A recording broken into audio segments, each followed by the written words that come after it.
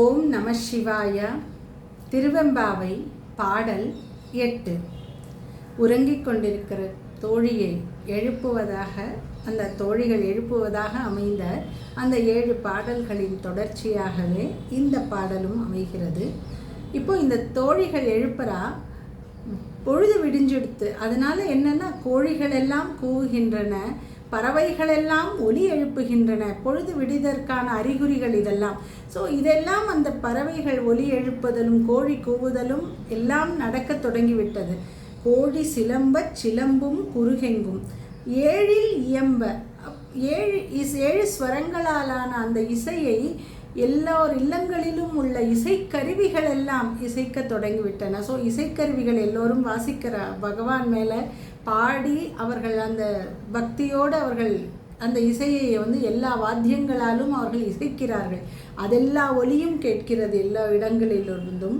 இயம்பும் வெண்சங்கெங்கும், அண்ணாமலையாரின் திருக்கோவிலில் வெண்சங்கின் அந்த ஒலி, சங்கொலி கேட்க தொடங்கிவிட்டது. அங்கிருந்து சங்கொலிகள் கேட்கின்றன. கேழில் பரஞ்சோதி, ஒப்புயர்வற்றவனான, தனக்கு ஒப்புமை இல்லாதவனான ஒளிப்பிழம்பானவன் எங்கள் சிவபெருமான். கேழில் பரம் கருணை, அவனுக்கு ஒப்புயர்வில்லாத கருணை கொண்டவன் அவன், பெரும் கருணையாளன் அவன். கேழில் விழுப்பொருள்கள் பாடினோம். அதனால் அப்படிப்பட்ட ஒப்புயர்வற்றவனான அவன் மீது ஒப்புயர்வற்ற அந்த புகழை நாங்கள் பாடி வருகிறோம். கேட்டிலையோ, உனக்கு கேட்கவில்லையா? வாழி, நீ வாழ்வாயாக, நன்னா இருமா, நன்னா இருக்கணும்.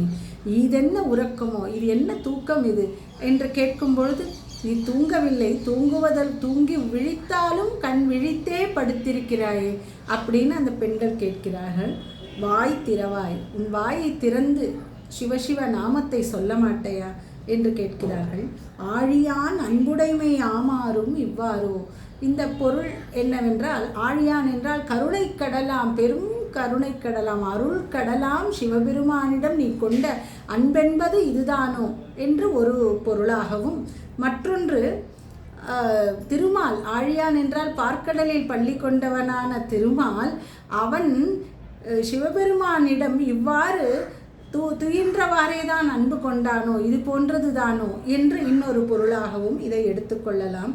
ஊழி முதல்வனாய் நின்ற ஒருவனே, பிரளய காலத்தை தாண்டியும், பிரளய காலத்திலும், பிரளயமெல்லாம் எல்லா சிருஷ்டிகளும் ஒடுங்கிய பிறகும் தனித்து நிற்கக்கூடிய, முதல்வனாய் நிற்கக்கூடிய ஒருவனை, அந்த சிவபெருமானை, ஏழை பங்காளனை, நம் போன்ற தீனர்களுக்கெல்லாம் உறவானவனாய், நம் போன்ற தீனர்களுக்கு அவன் கருணை செய்வதையே தன் தொழிலாய் கொண்டவனாய் இருக்கக்கூடிய அந்த சிவபெருமானை பாடேலோர் எம்பாவாய், பாடுவாயாக என்று அந்த தோழிகள், உறங்கிக் கொண்டிருக்கக்கூடிய தோழியை எழுப்புவதாக இந்த பாடல் அமைகிறது. திருச்சிற்றம்பலம். சிவசிதம்பரம். தென்னாடுடைய சிவனே போற்றி, எந்நாட்டவர்க்கும் இறைவா போற்றி போற்றி.